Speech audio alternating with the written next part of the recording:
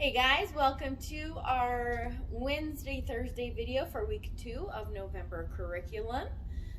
Before we get going on our lesson, make sure you get your body warmed up with some jumping jacks, push-ups, sit-ups, front-ups, getting that stretch in the leg, and then finish up with 30 seconds of a vigorous exercise like jogging with high knees or mountain climbers, or you could even hold a plank, although that's not necessarily vigorous, but for some of you, making it to 30 seconds is a challenge. So get your body warmed up and we'll get going.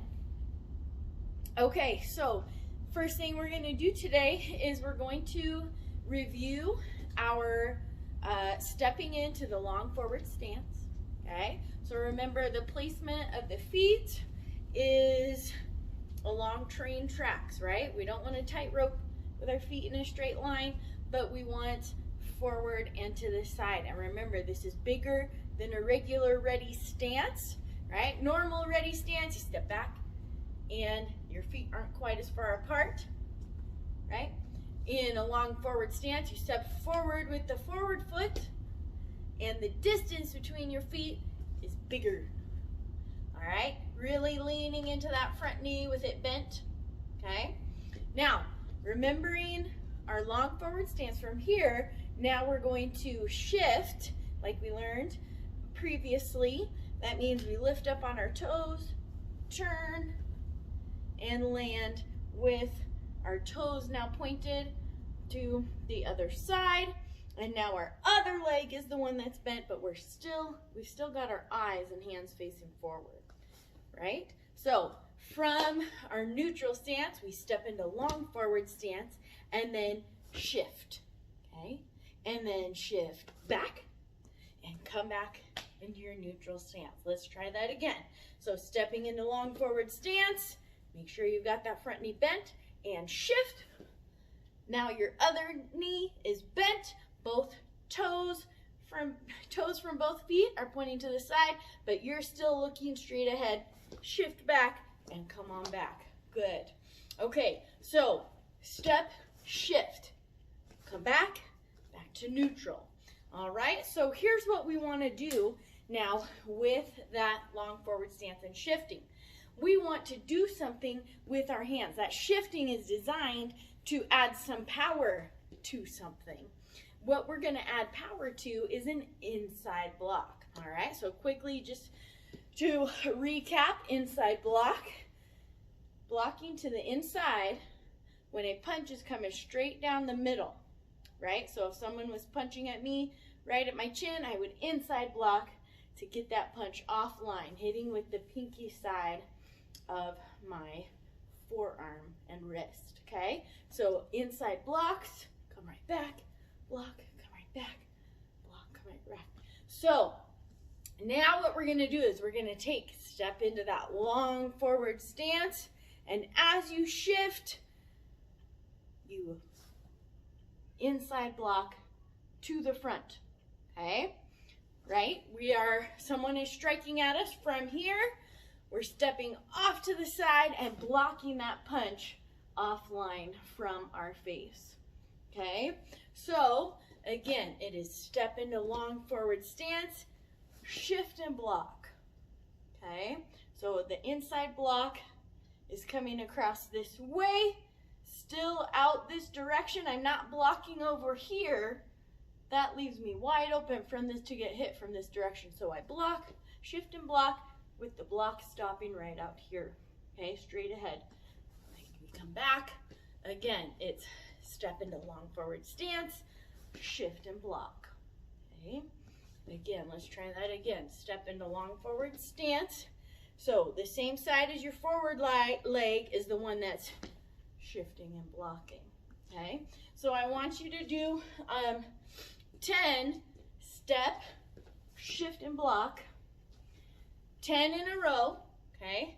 Practicing, making sure that you get good long forward stance, good shifting, and that your inside block does not swing all the way over here. We're not blocking someone who is to the side of us. We're blocking something that was straight in front of us. We step and block.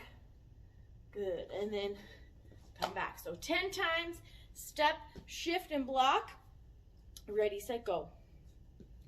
Now, if you have a helper, if you guys have mitts, or even without mitts, what you can do now is have practice with someone throwing a punch out, okay, a straight, and this is slow. You can just hold that punch out, and your student can step and shift and block to move that punch offline, okay? The idea is that when you get into that long forward position, right, if you're standing straight in front of each other, they are stepping off to the side, offline from your punch, and then blocking it even further, okay? All right, so practicing that step, shift, and block with someone putting a punch out there, or if you have a mitt, you can put the mitt out there and they can hit the mitt with that block, all right? So long forward stance with the shift inside block, and go ahead and practice that a few more times. Ready, set, go. All right, guys, next thing we're gonna go over today is just a quick review of the pivot front kick that we went over last week. Remember the 4 parts to the kick, same 4 parts as the side kick. We've got chamber, kick, retract, back to balance. What I really want you to focus on today is your foot position. So when you chamber, your foot is out in front of your leg. You're not chambering back here, but the knee is up and your foot is in that flat position. You don't want it hanging down like this. You want that foot in the flat position so that when you go to kick, it's the bottom of your foot that contacts the target, okay? So if at home you guys do have a kicking shield, or if there's a pillow someone can use, make sure that you're getting the knee up nice and high, belt level with your belt.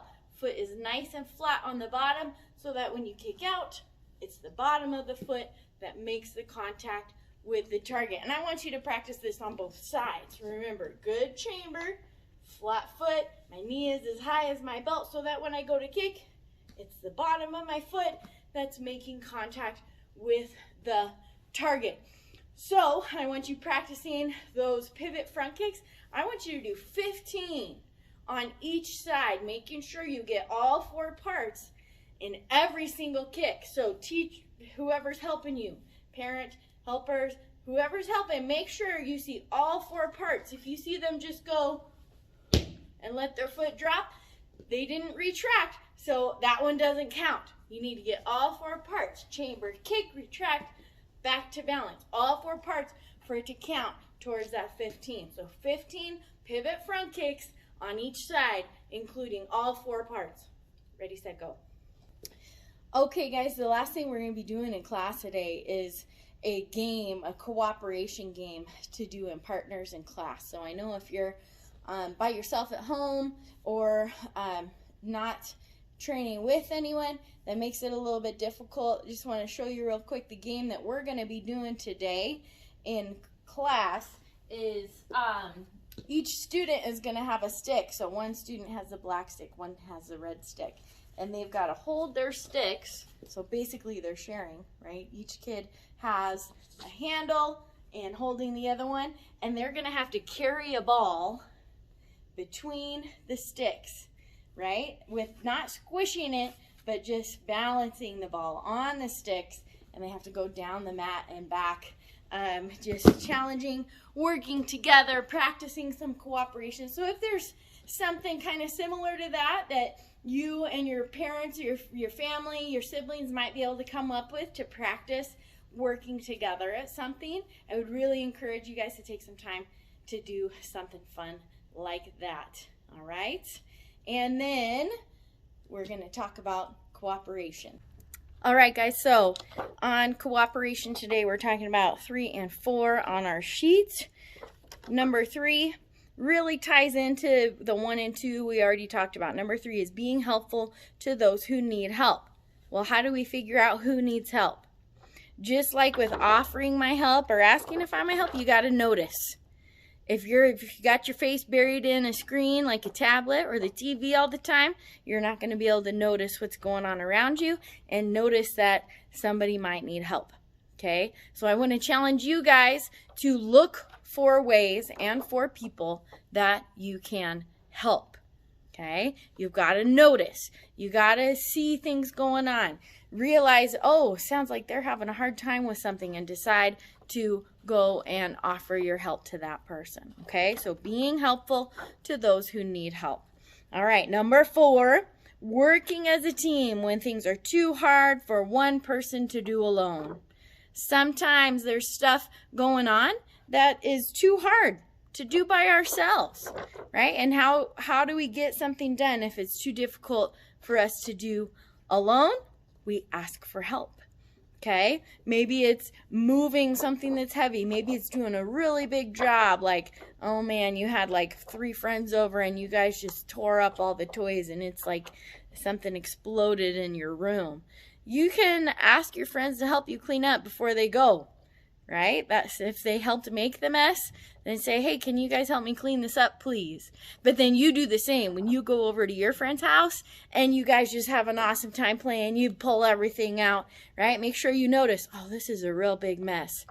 I better help clean up before I leave, because this would be a really hard job for my friend to do all alone, right? So don't be afraid to, right? You don't have to do everything all alone, all by yourself. Sometimes it's like, no, I got it. I can do this by myself. And then maybe you can't get it. And then you feel silly, you feel embarrassed. But you know what? It's okay to say, this is too hard for me to do by myself. Can you help me, please? There's nothing wrong with asking for help, okay?